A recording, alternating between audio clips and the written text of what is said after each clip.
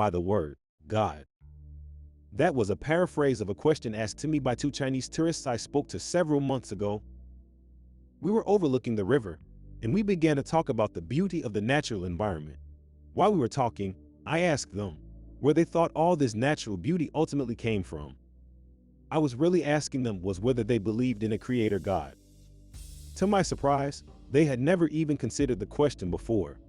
Growing in a communistic country where atheism was the dominant narrative, they had never even entertained the idea. To my surprise, even though they were fluent English speakers, they were even unfamiliar with the term God. Having been a believer in God since a young age, it made me pause and consider carefully how I would answer their question. What did I mean when I used the term God? Many people use the term God every day, but often they mean very different things by it.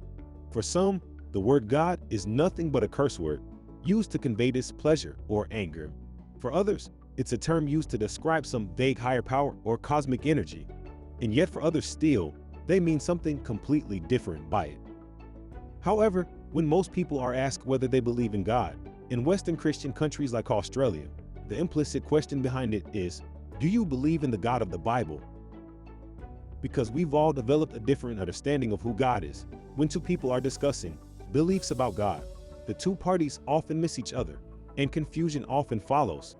Let me give you an example of this. Many years ago, there was a chaplain in the British Navy called David. It was his job to emotionally and spiritually care for the men under his command, regardless of their religious backgrounds. And when he met atheists, the first thing he'd ask them was to tell him about the God they don't believe in. And when they were finished, 9 out of 10 times he'd respond by saying, "Well, you've just made me an atheist too, because I also don't believe in that God." He didn't mean that he ceased to believe in God. Rather, he meant that the atheist he was talking to simply had a false understanding of what God was really like.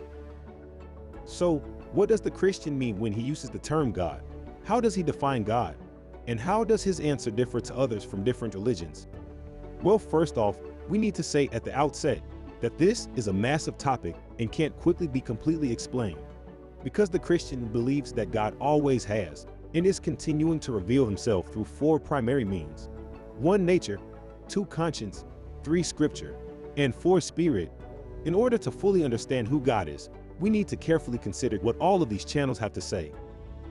In our next video, we will begin this unpacking by considering how and in what way God has revealed himself through nature. That's all for now. I hope you found this video helpful. If you're interested in learning more about theology, go check out the rest of our theology content on the platform. Until next time, God bless.